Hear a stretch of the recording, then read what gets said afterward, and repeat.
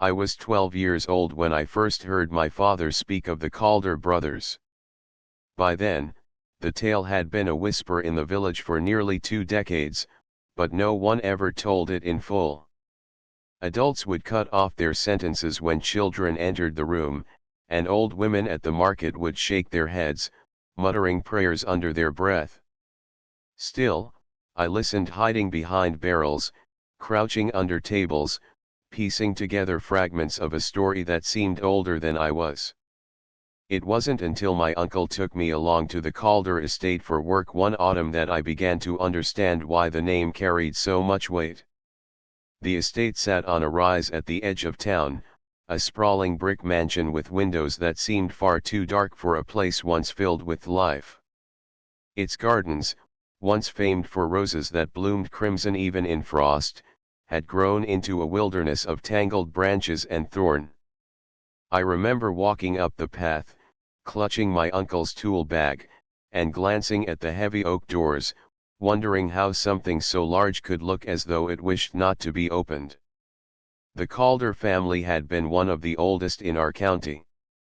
The brothers Thomas, Edwin, Samuel, and James were sons of Henry Calder, a merchant who had built his wealth in shipping.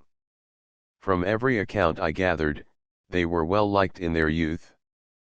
Handsome, educated, and generous with their father's fortune, the Calder boys had a way of making people feel as if they belonged in their company. But there was one strange detail about them: all 4 brothers swore, even as boys, that they would marry only for love and that they would all wed on the same day, so that no one of them would ever outshine the others. That oath was spoken in jest one summer evening at the county fair, but they had clasped hands over it. By the time they were men, it had become a family expectation, a promise to be fulfilled. When Henry Calder died, the brothers inherited the estate and, by some twist of fortune, each met his intended within the same year. The weddings were set for the same date, April 14, 1872. Invitations went out in embossed envelopes, the church reserved for a day-long celebration, and the estate prepared for what the newspapers called the fourfold wedding.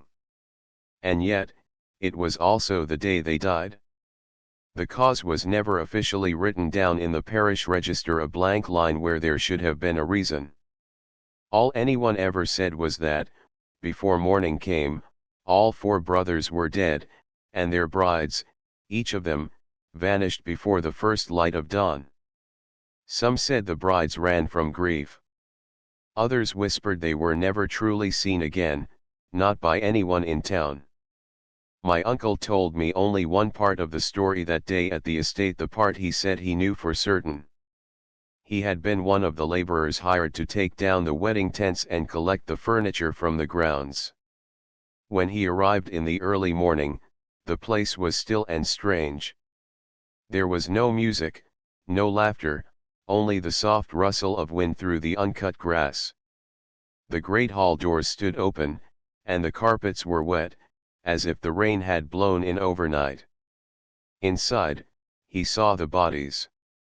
The 4 brothers lay side by side in the main hall, dressed still in their wedding suits, each with a ring still on his hand. Their faces, he said, were pale but not twisted with pain, more like they had fallen asleep together, too weary to reach their beds. The only thing that troubled him, he told me, was the smell. It wasn't decay, they had not been dead long enough. It was something faintly metallic, sharp, like iron heated in a forge. And there was water everywhere, pooling on the floorboards, dripping from the chandelier, even running from the staircase. It was as though the house had been caught in a sudden, unnatural rainstorm. That part, he swore to. The rest was rumor, built from what the townsfolk guessed. Some claimed the Calder brides had been strangers to the village, women of peculiar beauty and pale complexion, who spoke little and laughed even less. Some said they all wore identical pendants around their necks, small, silver discs with markings no one could read. Others claimed the night before the wedding, an old woman had come to the estate gates, warning them not to wed on that date. No one knew what became of the bodies after the funerals. The graves at the family plot bear the names of the brothers, but my uncle told me there were no coffins in them. He said he had overheard the grave diggers muttering about empty boxes, filled only with stone. By the time I was old enough to walk the road alone, I went to the Calder estate whenever I could, even though my mother warned me against it. I'd stand by the rusted gates and look up at those black windows, feeling something I couldn't name pulling me closer. One day, when the sky was low with rain and the wind carried the smell of wet earth, I saw something move in one of the upper windows, a figure, faint and still, as though watching me. It was then I decided I would learn the truth. Not the pieces told in whispers, not the parts my uncle believed, but the whole of it. And I think, looking back, that was the moment I made my first mistake. The day I found the envelope, I knew the Calder story wasn't finished. It was a month after I had seen the figure in the upstairs window. I had gone back to the estate, though I'd promised myself I wouldn't.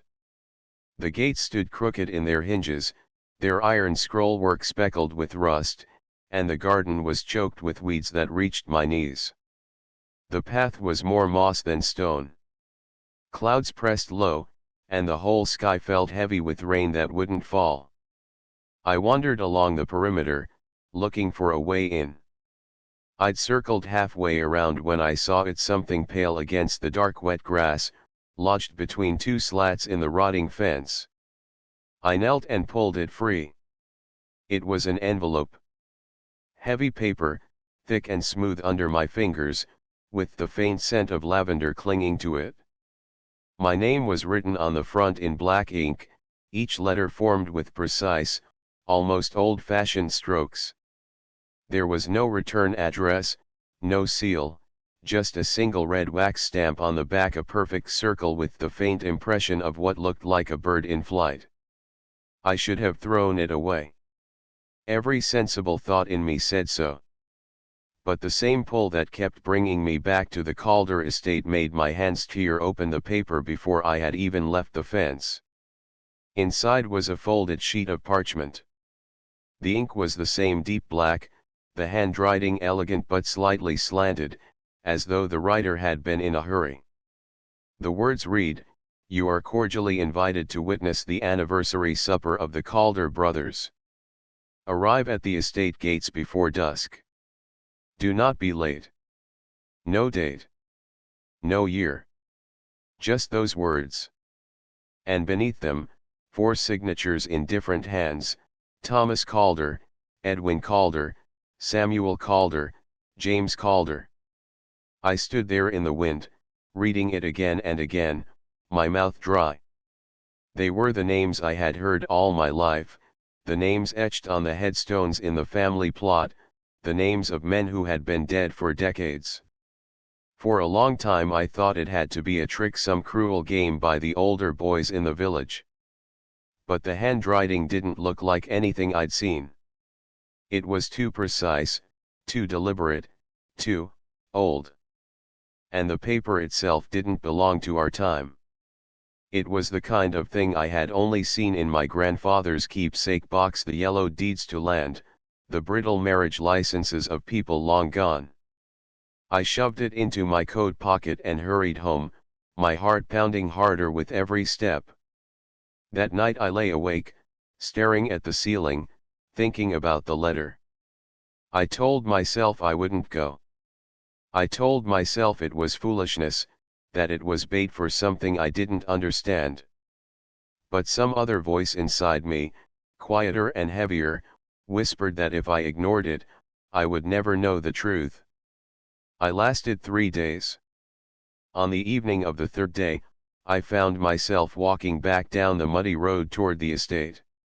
The sun was already sinking, staining the clouds red. The envelope was in my pocket, though I didn't need it. The words were burned into my mind. When I reached the gates, they stood wide open. I had never seen them open before. The air was still, too still, like the world was holding its breath. The path up to the house was lined with lanterns, their glass fogged with age, yet every one of them was lit with a steady yellow flame. They cast long, trembling shadows across the overgrown garden. I followed them, my boots sinking into the wet moss. The front doors stood open as well. Inside, the air smelled faintly of wood smoke and something sweet, like overripe fruit. The great hall was just as my uncle had described, the same high ceiling, the same grand chandelier above. But now the floors were dry, the carpets clean, and every wall sconce burned with light. The place looked alive, though I knew it shouldn't be. Somewhere deeper in the house, I heard music. A slow, lilting melody played on strings, faint and echoing, as though coming from another century. I should have turned back then. I know that. But I stepped forward. The hall led into a long dining room, and that's where I saw them. 4 men, seated at a table set for a feast. They were dressed in fine suits, black coats with silk lapels, each wearing a silver ring on his right hand. Their faces were pale, but their eyes were alive. Bright, focused, as if they had been waiting only for me to arrive. The one at the head of the table rose first. "You've come," he said, and his voice was warm, almost kind. "We hoped you would." I knew without being told that this was Thomas, the eldest. His hair was dark, his features sharp, and his presence filled the room in a way I couldn't explain. The others stood as well. Edwin, a little shorter, with eyes the color of ash. Samuel, broad-shouldered and smiling faintly, as if at some private joke. And James, the youngest, his gaze sharper than all the rest, like he was measuring me. "You received our invitation," Thomas said. "Yes," I managed. My voice sounded small in that room. "But, we are aware of what they say," Thomas interrupted gently. "That we died. That we were buried." He glanced at the others, and they each exchanged a look I couldn't read. "But there are truths the living are not meant to understand. Tonight, you will hear ours." Edwin gestured to the table. "Sit. Eat with us. It is tradition." I hesitated. The table was laden with food, roasted meats, fresh bread, fruit gleaming like jewels. The smell was intoxicating, rich and heavy. But something in me knew not to touch it. "I'm not hungry," I said. A flicker passed over Samuel's face, but it was gone in an instant. Thomas nodded, as if that answer pleased him more than the alternative. "Then listen. And when we are finished, you may decide what to do with the knowledge." The music swelled faintly from somewhere unseen, and the room seemed to grow darker at the edges, though the candles burned just as bright. Thomas began to speak. "It was the night of our wedding," he said. "The night we had sworn to share since we were boys. We thought we were honoring our oath. We thought we were binding our futures together. But we were wrong. We were binding ourselves to something else entirely." His voice lowered, and though I leaned forward, I could barely hear him over the music. "They were not what they seemed, our brides. We loved them, yes, but love can blind. And in our blindness, we agreed to the terms they offered, though we did not understand them." "What terms?" I asked before I could stop myself. The brothers exchanged another look, longer this time, heavier. James, the youngest, leaned in across the table, his pale eyes fixed on mine. "A supper," he said. "A wedding feast. A single night's meal, in exchange for eternity." I didn't understand. Not then. But I would. And when I did, I would wish I had never come to the Calder estate at all. James didn't look away when he spoke the words. His voice was steady, almost calm, but it carried something beneath it, a weight that pressed on my chest. Eternity, I repeated, not because I believed him, but because I needed him to keep talking. Thomas set his glass down, the stem making the faintest ring against the table. We thought it meant love without end, he said.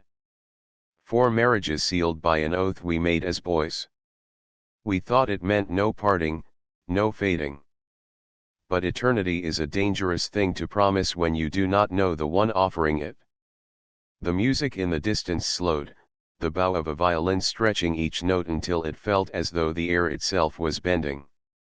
Samuel leaned back in his chair. They arrived on the morning of the wedding. Not a day before.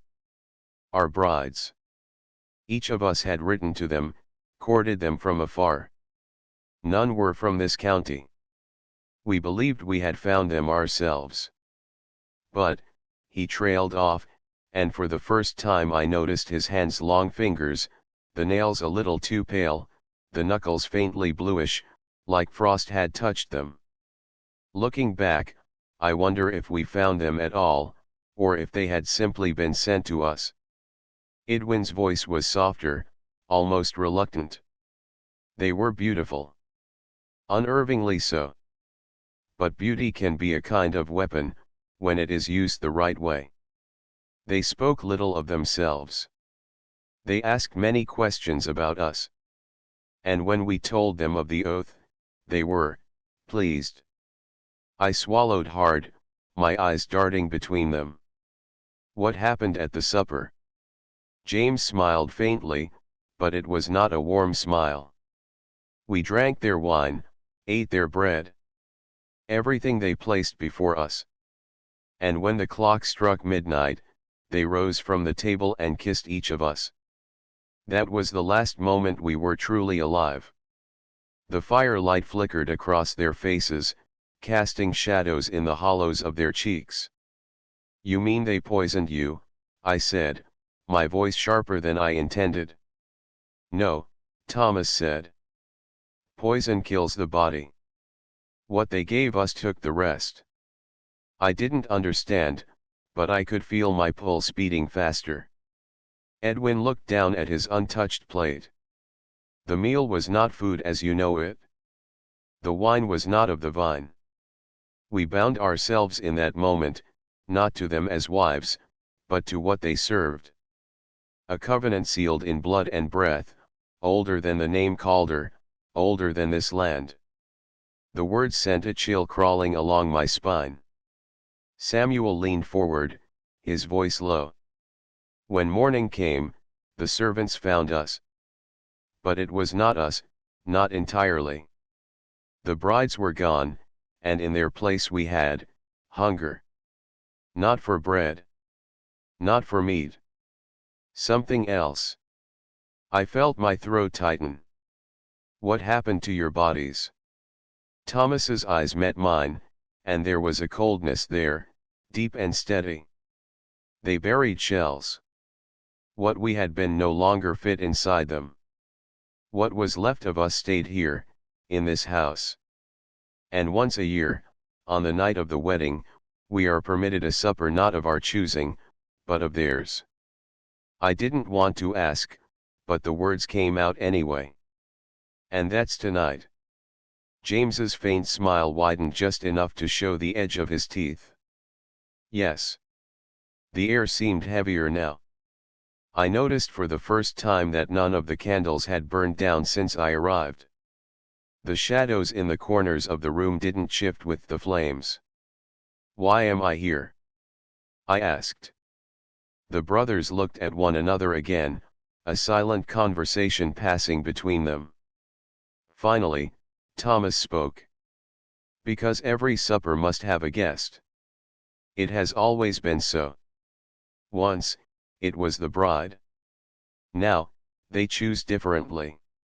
They? I asked. The ones who bound us, Edwin said. His voice was almost a whisper now. The ones who came wearing silk and smiles and gave us eternity. They are not gone. They return each year to take what was promised. The violin music faded, replaced by a slow, steady sound footsteps in the hall. Light ones, deliberate, as if whoever approached knew the way by heart. The brothers turned toward the door at the far end of the dining room. None of them looked afraid. I wanted to stand, to run, but my legs felt heavy, as though the chair itself had grown roots around me. The footsteps stopped just beyond the doorway. The air shifted warmer, perfumed. And then she stepped into the room. She was tall, her hair dark as ink and falling loose over her shoulders. Her dress was the deep green of pine needles, and the fabric caught the light like water. Around her neck hung a silver pendant, a disc etched with markings I didn't recognize, though they seemed to shimmer when I looked too long. She smiled not at the brothers, but at me. "You've brought me a fine one," she said, her voice smooth as glass. Thomas inclined his head. "We keep our promises." She crossed the room slowly, her bare feet silent on the carpet. The air around her seemed to hum faintly, like the sound you hear when pressing a seashell to your ear. When she reached my chair, she leaned down so that her face was inches from mine. Her eyes were pale, almost colorless, but they held a depth that made me feel as though I were falling. "You have a choice," she said softly. "Join them, and live without end. Or walk away, and carry the weight of what you've seen until your last breath." My heart was pounding so hard it hurt. "If I walk away?" I asked. Her smile didn't change. "You will forget nothing. And they will never stop calling you back." I looked at the brothers. None of them spoke. None of them moved. The woman straightened and reached for the decanter of wine in the center of the table. She poured into a glass and set it in front of me. The liquid was darker than red, almost black, and when it caught the light, it shimmered faintly, like oil on water. "Choose," she said. The violin began again, somewhere in the shadows beyond the room, and the smell of the wine rose like a slow tide, sweet and heavy, pulling at the edges of my thoughts. I knew then that whatever choice I made, I would not leave the Calder estate unchanged. But the glass was warm in my hand, and the brothers were watching. And I lifted it. The stem of the glass was slick in my hand, the surface warmer than skin, as though it had been held by someone just before me. The liquid inside was so dark it seemed to swallow the light from the candles. I turned it slightly and saw that it moved more slowly than wine should, clinging to the glass in thick rivulets before sliding back down. The woman stood beside me, watching. Her pale eyes didn't blink, and her faint smile never wavered. "Drink," she said, softly enough that it almost sounded like a suggestion, but there was something in her tone that felt more like a command. Thomas leaned forward slightly. "The first sip is always the hardest." My throat was dry, my pulse hammering. I looked at the brothers, all four of them still as portraits, their eyes fixed on me with an anticipation that made my skin crawl. The air was so heavy with the scent of the wine that it was hard to think of anything else. I brought the glass closer to my lips. The heat from it touched my face, and the smell hit me fully, sweet, metallic, and strangely floral all at once. But just as it brushed my mouth, I stopped. "What happens if I drink?" My voice sounded hoarse, as though speaking was something I hadn't done in hours. The woman's smile deepened. "You will not die. You will not fade. You will remain, as they remain. You will walk through years as though they were hours. You will eat only at the supper, and hunger only in between." "That doesn't sound like living," I said. It is more than living, James replied from the far end of the table. It is being outside of it. Above it. We have seen decades pass like mornings. The world changes, but we remain. You cannot imagine the power in that. And the cost? I asked. The woman tilted her head slightly, as if the question amused her. You will not leave this place without us. And when we call, you will answer. Every year, on this night, you will return for the supper. There will be no refusal. Samuel rested his elbows on the table. We thought the cost was worth it. That's why we drank. It was only later we learned hunger wears many faces. I glanced at him, then back at the glass. And if I don't drink? The woman's smile thinned, though it never disappeared. Then you will leave tonight with the memory of what you have seen. It will grow in you. It will call you back, louder each year, until you return on your own. Few have resisted for more than a handful of years. None have resisted forever. The violin music grew louder, the notes curling through the air like smoke. I realized with a sudden start that it wasn't coming from any instrument I could see. The brothers were still watching, patient, as if they had all the time in the world. Which, I realized, they probably did. I set the glass back on the table. My hands were trembling. I won't drink, I said. A faint silence fell over the room, like the moment after a candle is snuffed out. The brothers didn't speak. The woman only watched me, her expression unreadable. Then she leaned closer, her voice low enough that it might have been meant only for me. You think you are choosing freedom. But you are only choosing a slower chain. She straightened, turned her pale gaze on the brothers, and said, Then the supper is over. The candles flickered violently, though there was no wind. The heavy scent of the wine vanished in an instant, replaced by a sharp, cold smell, like rain on iron. The brothers rose in unison, their chairs scraping the floor in perfect harmony. They looked at me one last time, and in each of their faces I saw something different: disappointment in Thomas, faint amusement in James, resignation in Edwin, and something like warning in Samuel. Then they followed her toward the far door. Before she stepped through, the woman turned back to me. The path will be open until the last candle dies. Leave before then, or you will not leave at all. And just like that, they were gone. The door closed behind them with a sound that seemed far too heavy for wood. I sat alone at the table, the untouched feast still before me. The wine glass sat where I had placed it, the surface of the liquid perfectly still, as though even the air around it was holding its breath.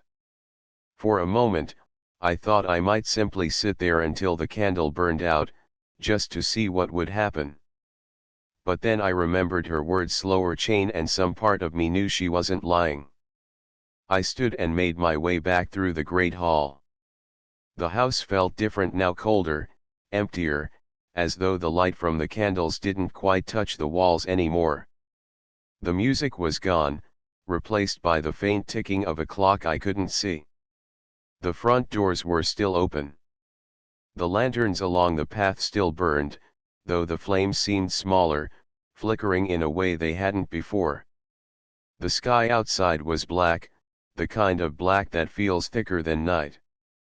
I walked quickly, my boots sinking into the wet moss. When I reached the gates, I hesitated just long enough to glance back. The windows were dark again. The estate looked exactly as it had before, abandoned, overgrown, lifeless. If not for the lingering cold in my chest, I could have convinced myself I had imagined it all. But in my coat pocket, the invitation still lay where I had first placed it, the parchment warm as if it had been pressed to a fire. I went home without looking back again. That night, I dreamed of the brothers' faces, their eyes fixed on me, and the glass of black wine between my hands. I woke just before dawn with the faintest taste of something metallic on my tongue. It's been 2 years since that night. I've tried to forget. I've buried myself in work, in noise, in the company of people who have no reason to speak the name Calder. But sometimes, in the quiet moments, I smell it, the sweet, metallic scent of that wine, and I hear the faintest strains of violin from somewhere far away. I know they will call me back. The only question is whether it will be next year, or the year after. And whether, when they do, I will still have the strength to refuse. It came in spring, almost to the day of my first visit. I'd convinced myself that maybe, just maybe, the brothers and their mistress had forgotten me. That my refusal had marked me as unworthy of whatever bargain they dealt in. For months, there had been no sign, no whisper, no shadow at my window. I'd begun to believe I'd escaped the slower chain the woman spoke of.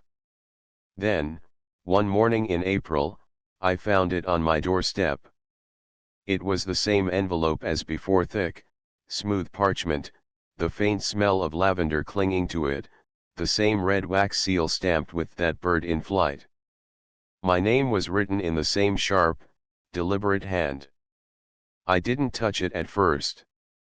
I stood there staring down at it, the way you might stare at a coiled snake. I thought about leaving it there until the wind took it or the rain destroyed it. But the thing about certain kinds of dread is that they grow sharper when ignored. And I already knew that not opening it wouldn't make it disappear. So I broke the seal. Inside, a single sheet of parchment, folded once. You are requested for the supper of the Calder brothers. Arrive before nightfall. You know the way. No date. No year. No signatures this time. Just those words. I folded it back into the envelope, set it on the table, and sat down. For nearly an hour, I stared at it while the light outside shifted from gold to gray. I told myself I wouldn't go. That I'd survived one night with them, and there was no reason to tempt another. But deep down I knew the truth: I was already going. It wasn't curiosity anymore, it was gravity. Something about that house pulled at me in a way that made saying no feel like stepping off the earth. By late afternoon, I was walking the road toward the estate. The April air was warm but unsettled, the wind carrying the scent of rain that hadn't yet fallen. The closer I got, the quieter the countryside seemed to grow. By the time I reached the rusted gates, the only sound was the crunch of my boots on the gravel path. The gates were open again, as before. But this time, no lanterns lined the way. The path was darker, the overgrowth thicker. The air had that same stillness I remembered, as if the place existed outside of wind and birdsong. The front doors were shut. I hesitated, wondering if I'd been foolish to expect them to simply swing open for me. But as I stepped onto the cracked stone landing, they opened inward without a sound. The great hall looked unchanged from the last time I'd seen it: high ceilings, a chandelier dripping with light, polished floors that didn't match the decay outside. Yet there was a difference I couldn't quite name. The air was warmer, heavier, and a faint shimmer hung over the far doorways, as if heat were rising from the floor itself. I heard no music this time. The dining room, however, was set as before, the long table gleaming, the plates and silver perfectly placed, the feast already laid out in impossible abundance. The meat steamed, the fruit glistened, the bread's crust cracked invitingly. But there was no one sitting at the table. I stepped further in, the solace of my boots sinking slightly into the thick carpet. I kept expecting the brothers to appear, or the woman in the green dress to sweep through the far doorway, but the room remained empty.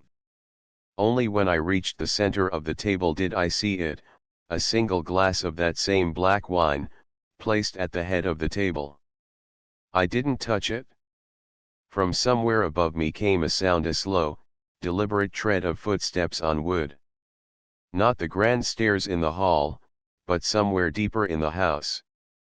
They were coming closer, and though they weren't loud, each one landed with the certainty of someone who knew exactly where they were going. Then a voice. "You came back." I turned sharply. James stood in the far doorway, dressed in the same black suit I'd seen him in before. He looked exactly as he had then, not older, not younger, not changed in the slightest. His pale eyes studied me the way a man studies a puzzle piece to see if it fits. "I didn't have much of a choice," I said. He smiled faintly. "You always have a choice. The problem is that choices have weight. You can set them down for a while, but they will pull you back eventually. Where are the others?" "In their places." His voice was casual, but it carried the kind of certainty that told me I wouldn't like where those places were. "And her?" I asked, though my voice caught a little on the word. James's smile deepened, but not kindly. "She's waiting. She wanted you to find us first. She said you would need to understand before you decide this time." "This time?" He walked slowly toward me, his steps soundless on the carpet. "We were like you, once. We thought refusing made us free. But there's a kind of hunger that grows when you know you've turned away something you can't quite explain. It gnaws until you stop trying to feed it with ordinary life. And then you return to the only table that will have you." "I'm not like you," I said, though I wasn't sure I believed it. "Not yet," he replied.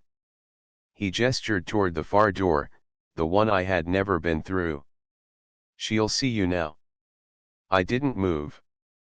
"She'll come for you if you don't," James added, his tone still calm, almost conversational. "Better to walk to her than to be carried. There's something about the way certain people speak, you know they aren't threatening you, but you also know you're not safe." That's how James sounded. So I followed him. We passed through a smaller hall lined with portraits, the Calder family through the generations. The earliest paintings were in the style of the 1700s, stiff poses, pale faces, eyes that followed you no matter where you stood. The more recent ones, from the brothers' own era, were almost too lifelike, as if the subjects might step out of their frames if the light shifted. At the end of the hall was a set of double doors carved with a pattern of vines and birds. James pushed them open without knocking. The room beyond was nothing like the dining hall. It was smaller, darker, lit only by a single fire in the hearth and a scattering of candles along the walls. In the center stood a low table, and beside it, in a high-backed chair, sat the woman in the green dress. She was exactly as I remembered, the same dark hair, the same pale eyes, the same silver pendant at her throat. But this time, she didn't smile right away. "You've kept your memory well," she said, her voice like silk brushing over glass. "You didn't give me a choice about that either," I said. "You could have dulled it. People try. They drink, they bury themselves in work, they marry and have children. But the taste always comes back." She gestured to the table, where a smaller glass of the black wine waited for me. "It would be easier if you stopped running." I didn't sit. "What do you want from me?" Her eyes softened in a way that felt more dangerous than her smile. "The same thing I wanted from them.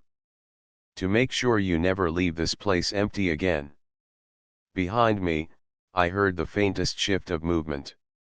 I didn't need to turn to know that James had closed the doors. And that whatever happened next, it would be a long time before I saw the night sky again.